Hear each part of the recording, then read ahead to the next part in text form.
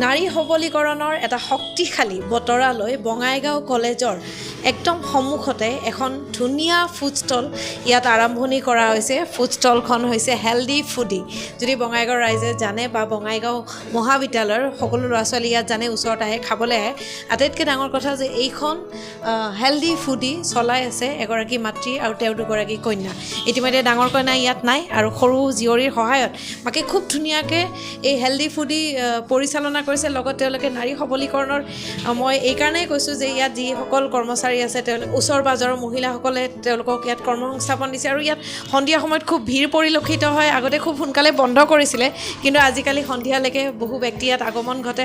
যদি আপোনালোকৰো মন যায় ধুনীয়াকৈ মেগী খাবলৈ অথবা জুচ খাবলৈ, ধুনীয়া একাপ কফি খাবলৈ আৰু বন্ধু বান্ধৱৰ মাজত আহি ধুনীয়াকৈ কথা পাতি ইয়াত টেকেলি পিঠাৰ সোৱাদ ল'বলৈ, তেতিয়াহ'লে আপুনি আহিব পাৰে। হেল্ডি ফুডি খুব হাইজিন হয়, খুব ধুনীয়াকৈ পৰিচালনা কৰি আছে মাতৃ ৰূপা লগত ভাগ্যশ্ৰী। তেওঁলোকে খুব ধুনীয়াকৈ পৰিচালনা কৰিছে। গতিকে বঙাইগাঁও টাইমছৰ পৰা তেওঁলোকে শুভেচ্ছা জ্ঞাপন কৰিছে আৰু বঙাইগাঁও ৰাইজক কৈছোঁ এবাৰ আহিব আৰু হেল্ডি ফুডিত টেষ্ট কৰি যাব।